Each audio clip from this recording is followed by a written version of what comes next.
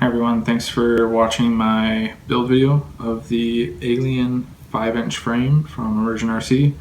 This is actually the Rotor Riot edition. It comes with a few extras that was pretty nice from the guys from Rotor Riot, as well as red anodized screws instead of the traditional purple of the Alien 5-inch frame. I've already got the frame together. It was pretty simple. All you really do is line up the arms on the bottom plate here and then put the screws in, and then you go ahead and pre-tin all the soldering points on the PDB, including the XT60 adapter. So right now I am pre-tinning all of these solder points. So that one's pre-tin. I'm going to go ahead and pre-tin the rest of these ESCs.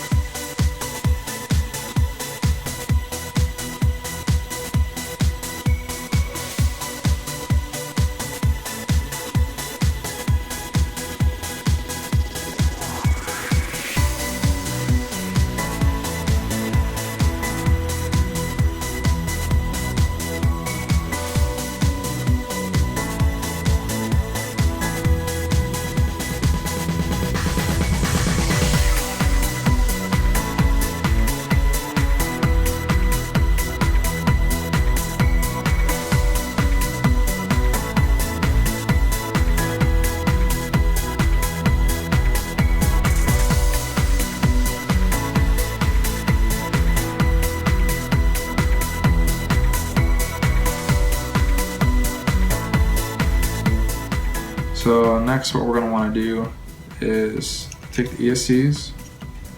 The motors we can put to the side. We're not really using the motors right now. We're going to get some wires so we can cut and measure for the positive, negative, ground, telemetry, and signal wires.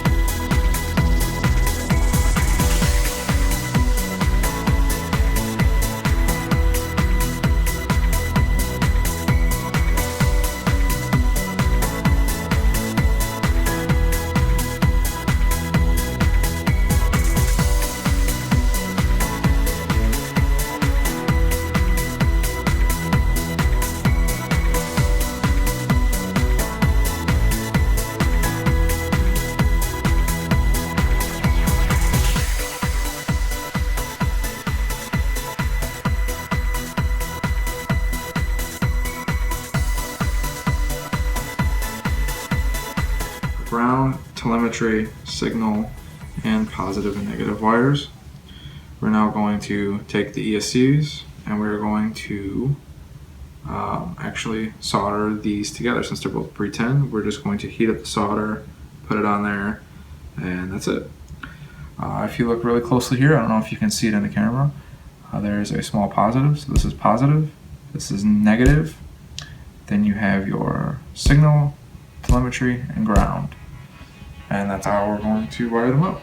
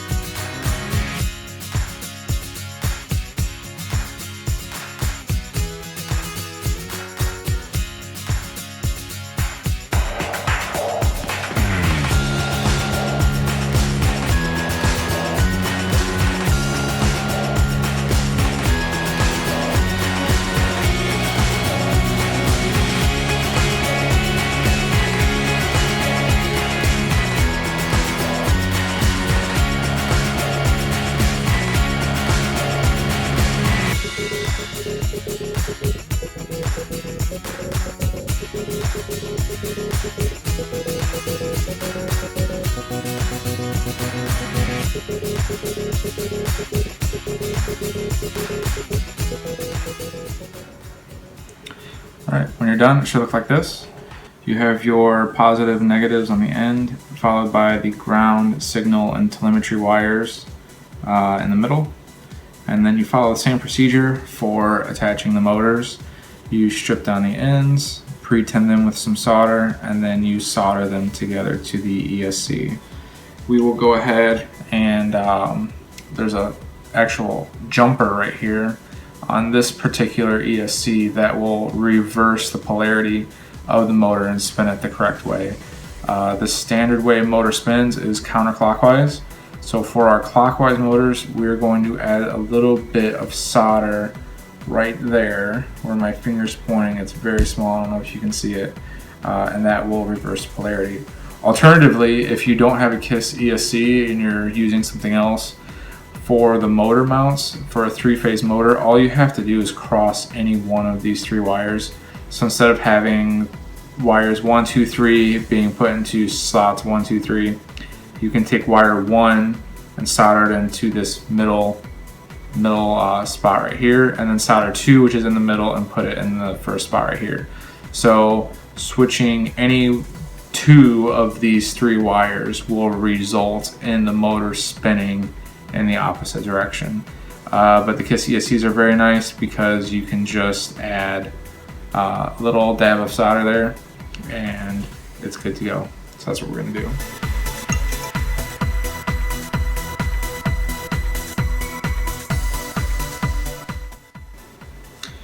Alright, so right where I added that dab of solder, that's where we are, that's going to reverse the direction of the motor.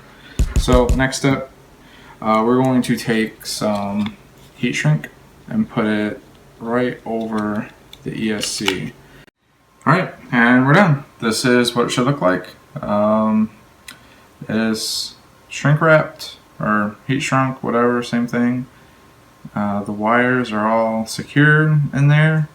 And now the next thing we're going to do is mount the motors to the frame. So on the Alien 5-inch frame, if you're running the KISS flight controller, this is motor 1, 2, 3, 4.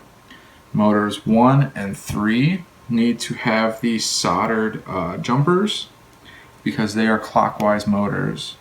So there's 3 and 1. And then the non-jumpered regular counterclockwise motors are 2 and 4.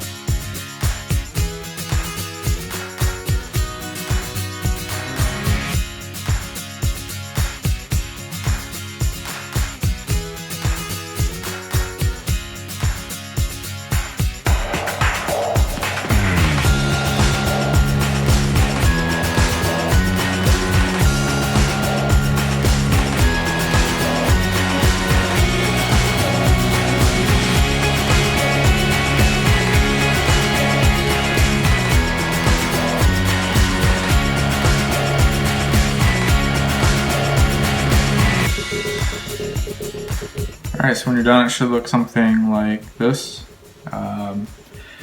Soldered all the connection points from the ESC to the PDB, the power distribution board, the positives and the negatives for each ESC. We also put a little foam pad underneath the ESCs for the mounting, and then we wrapped it in electrical tape. Some people use zip ties, some people use a little bit, just like one round sheet of electrical tape. I just like to cover the whole thing just to protect these wires. So the next thing we're going to do is prepare the flight controller. And on the KISS flight controller, there's a small little arrow that points this way, and since we're using the FrSky X4R, which has S-Bus, we're going to be using the first 3 pads on the left, and then if you go 3 down, we're going to be using this pad right here for telemetry. I know it's kind of hard to see because it's pretty small, but we're going to be tinning these pads to get it ready for solder. And then if you look over here, these 3, the next 3 pads are for motors 1 and 3. So motor 1 has these 3 pads, motor 3 is the next 3 pads.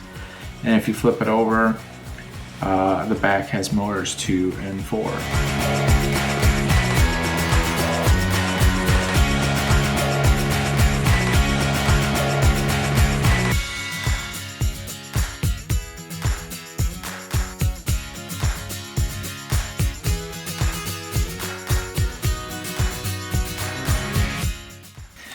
Alright, so we have motors 2, 4, 1, 3, and then our receiver pads all pre-tinned. And there we go. We are all set, ready to rock and roll. Alright, now we're going to work on the top portion of the frame. And what that is, this is the top piece. And what we're going to be doing is installing the camera mount with the camera screws. This is going to be the camera. We also have our ImmersionRC Fat Shark antennas that we're going to be hooking up to this, and our Team Black Sheep VTX. This is all going to be mounted to the top portion of the plate.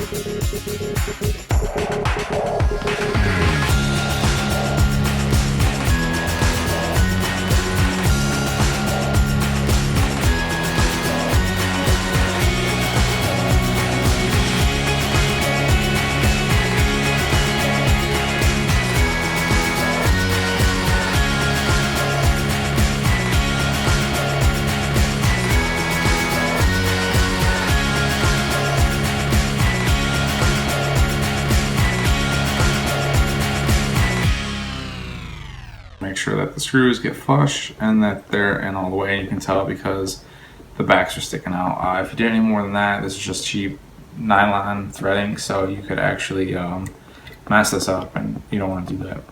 So that is the back plate installation.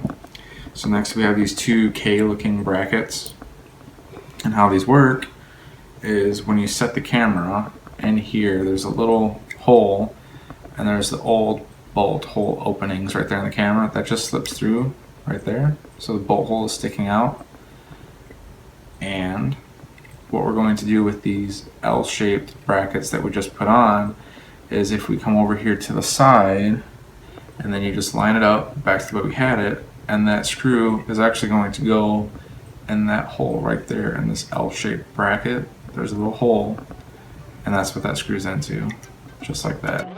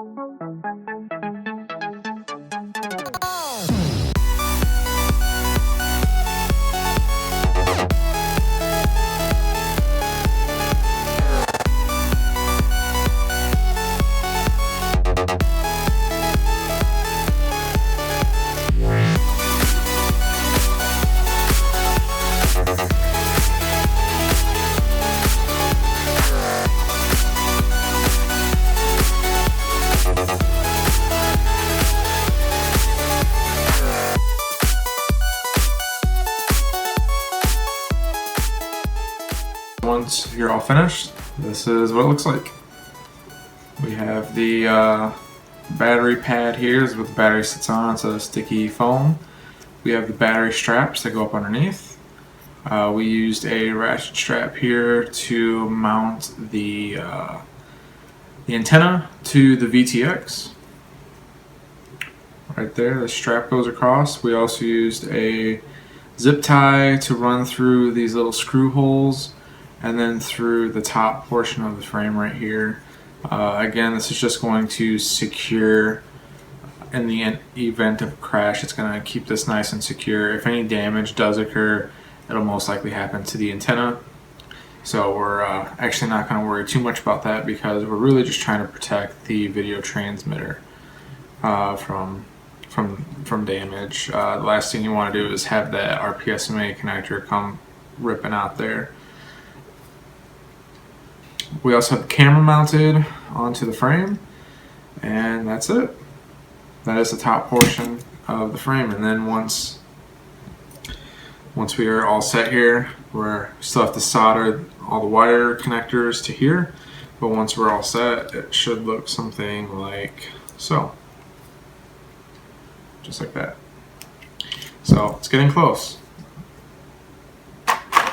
The next thing we're going to do is actually prepare the receiver, which is again the FrSky X4R. We're going to get this ready and then mount it to the frame and hook it up. Alright, so this is the receiver that we're going to use. What the receiver does is it receives the signal that your transmitter is sending. These are the antennas right here, obviously, but your transmitter is a remote control. So when you have this, it will respond to the signal that you're sending it through your remote control, send it to the flight controller, which will then control the different ESCs, which are again the electronic speed controllers, to control the movement of the motors.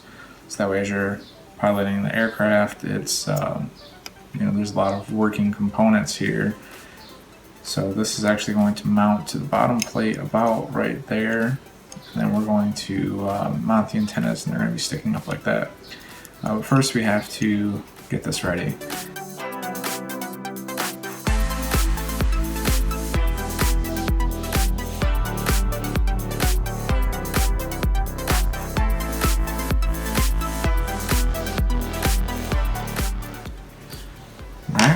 So that's nice and clean.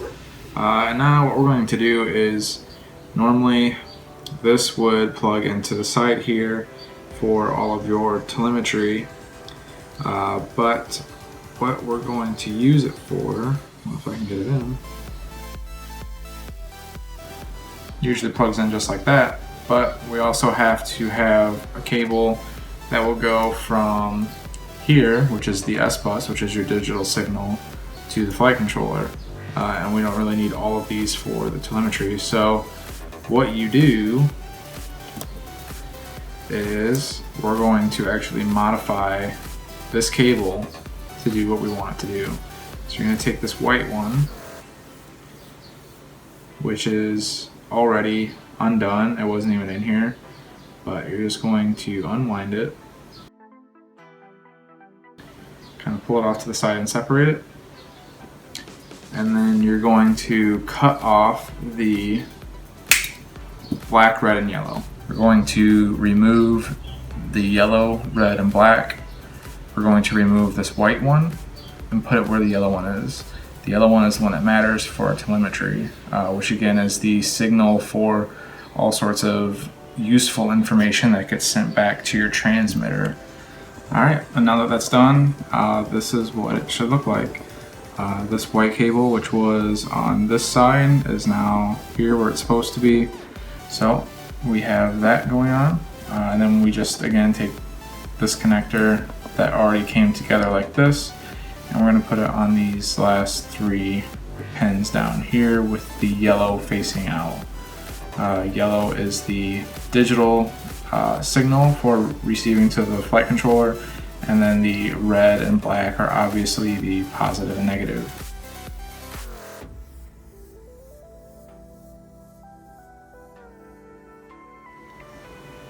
This is what the receiver looks like when once I'm done with it. As you can see, I heavily modified this. What I did was I took it out of the cardboard case. We already did that. We removed the cable that was here, which is this white cable, and we pulled the white cord out from this end, put it into this end so we could get the correct telemetry signal when this is plugged in here. I removed the pins that were here. I removed those, took those off, and then soldered this directly to the board. This is the cable that came with it. So instead of connecting the pin connector here like so, I took the other end and soldered it straight to where those pins were. And then these are the antennas that comes with the receiver. They're actually mounted on there, so we didn't do anything with these, but these are the antennas, just in case you were wondering. And then I used some heat shrink, some clear 20mm heat shrink to kind of practically waterproof this. On this end I cut it and then got it hot again, and then took some tweezers and held it down, so this is actually completely sealed, these two ends glued together. And pretty much the same thing on this side for the cables coming out, these little wires. It is actually glued together right here. So it's definitely moisture resistant. On the bottom portion of the frame, I also took the last of our foam sticky pad, and I put a piece there because how we're going to mount this is we're going to set this right here. And you may be wondering why this connector is coming out this way, because the original product, the pin connectors were coming out here and going this way, and it actually plugged in right here with the rest of the cable facing out. So you may be wondering why I reversed that, and what I'm going to do is I'm actually going to put this on backwards so the antennas are facing forward, and then we're going to wrap them around the rear, towards the rear. Because these are so long, they have so much slack, they kind of get in the way, and you don't want these to get caught in the blades, or in the props, excuse me, because they could get cut off. So we're just going to bring this back around, and it's actually going to be mounted back here, like so. Because there's a lot of slack, so once you have it facing forward and coming around back, it actually absorbs most of that slack, and it's the perfect length. Also, the reason why I did this and had the pin connector come up to the front like this is because on the flight controller, once this is mounted, we're going to be cutting all these wires down to size, soldering them onto the board, and once this is mounted, I didn't want this to have to be soldered as well, because if I ever have to do any sort of maintenance and I got to take the flight controller off, once I take these bolts off and pull the flight controller off, I'm going to have to unsolder these connections in order to have access to anything, because I'm going to cut these down to a short size and everything's going to be cut the length. But if I ever had to take this off, replace it, do any sort of maintenance, anything like that, it would actually I would have to unsolder some connections. So what I'm going to do is actually solder some pins onto the receiver ports where it should be soldered. I'm going to put some of these pins that I cut off. I got a whole bunch of leftover ones. I'm going to take the straightest ones I have, solder them on there. That way I can use this pin connector and actually plug it in. So in the event that I did have to do some sort of maintenance to the flight controller, all I would have to do, instead of unsoldering these points and being able to lift it up, all I have to do is just unplug it, and I'd be able to lift it up, because the rest of the ESC is going to be soldered onto here, but nothing else will be on this side, so we will be good to go to lift it up like that. So the next thing we're going to do is we're actually going to begin cutting the ESCs down to size and soldering them to the flight controller.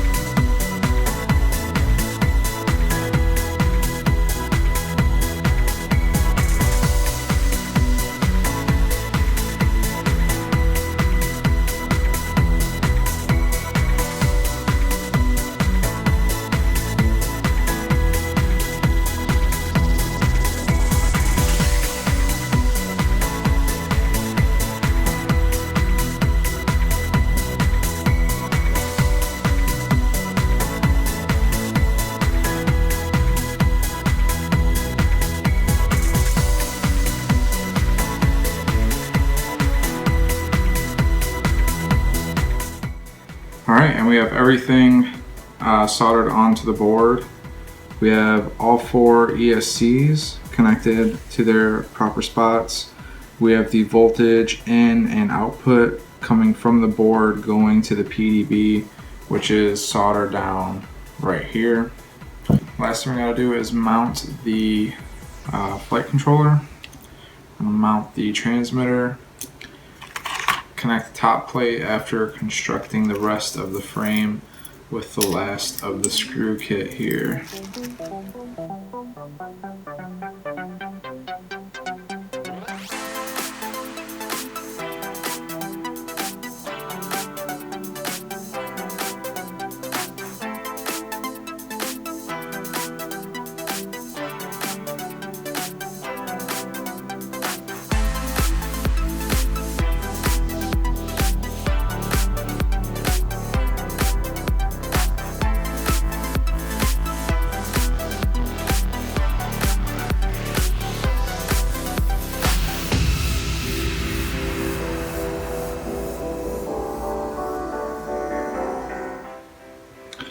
Alright, you just want to take a quick look at it and make sure that the little rubber O-rings that it's resting on, they look a little compressed, like there's a little bit of pressure on them. You don't want to keep forcing it down because, again, this is just a nylon thread, and you actually don't want to pop off these O-rings or anything. So don't keep turning and turning and turning it until you feel like it's too tight. You just want to keep it going until you can visually see that it's on there tightly. Because the way these nuts work up here, these round nuts or bolts or whatever they're called, I don't know, they have little rubber O-rings in them, and as you screw them on, it puts those O-rings put a lot of pressure on the thread, so these aren't going to be coming loose anytime soon. I would argue that they would actually never come loose because of those rubber O-rings. That's the way they're designed.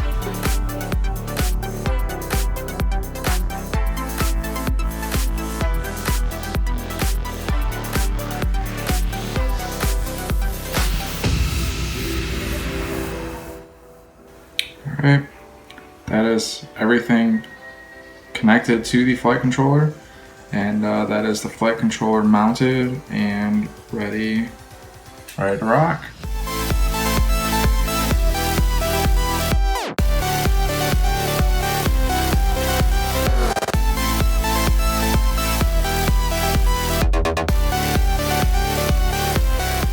So since that's mounted, I'm going to go ahead and begin constructing the rest of the frame. And we're going to want to take these tall pieces here, as well as the red screws with the thick bottoms. There's two sets of screws here. There's one with the flat tops that sit kind of flush, and then there's these ones which are just standard screws. These are actually going to go on the top part of the frame. These are going to go on the bottom. So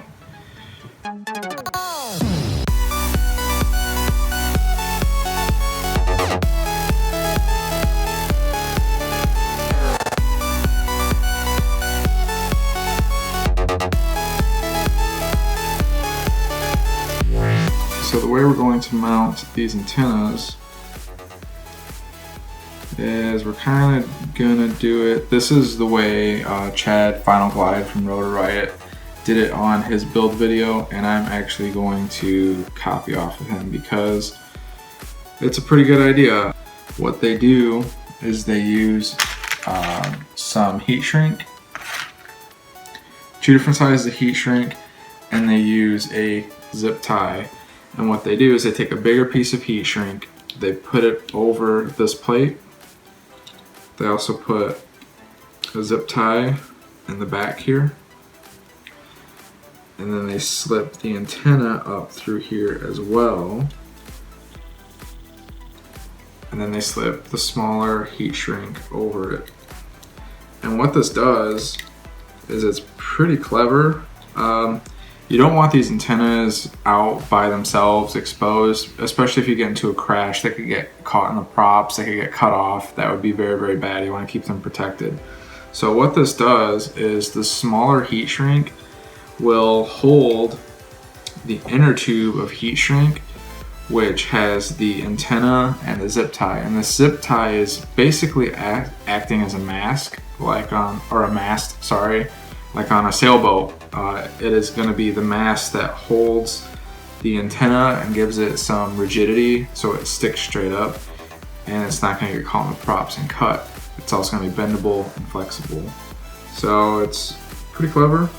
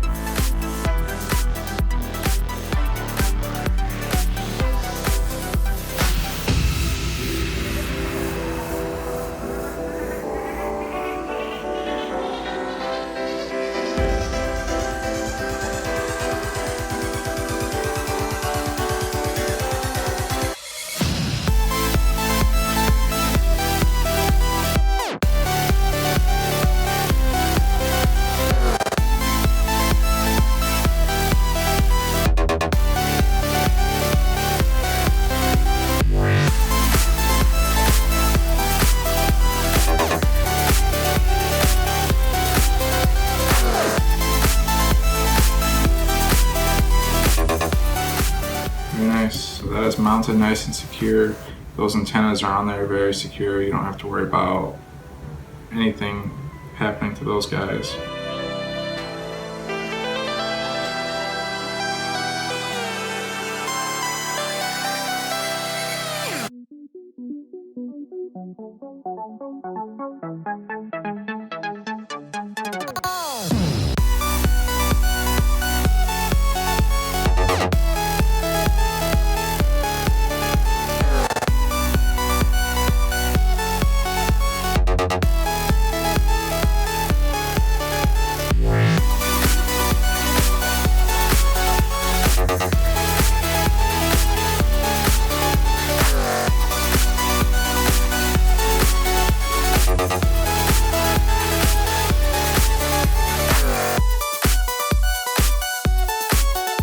And that's it.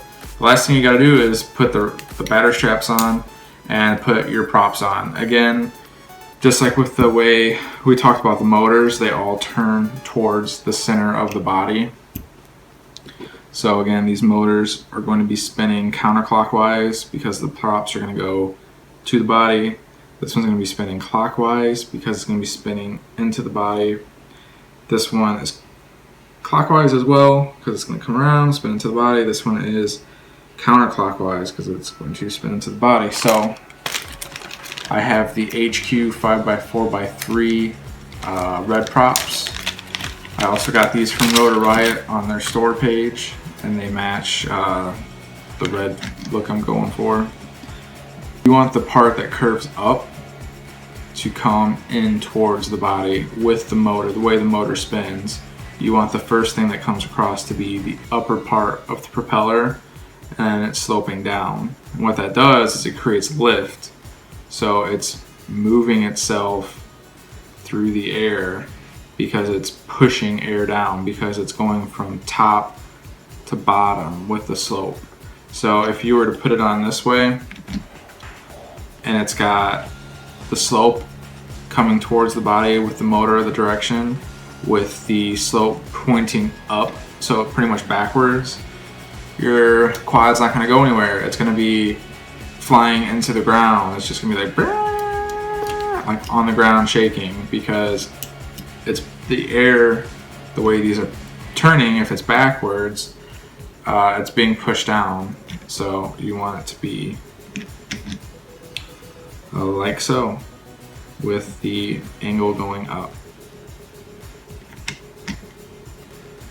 So they're going to spin in towards the body, and then again, since these are crisscrossed, in towards the body.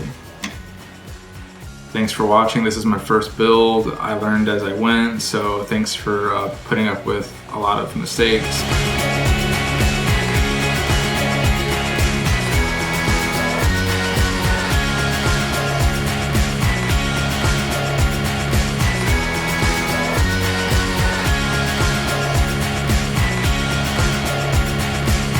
Thanks for watching.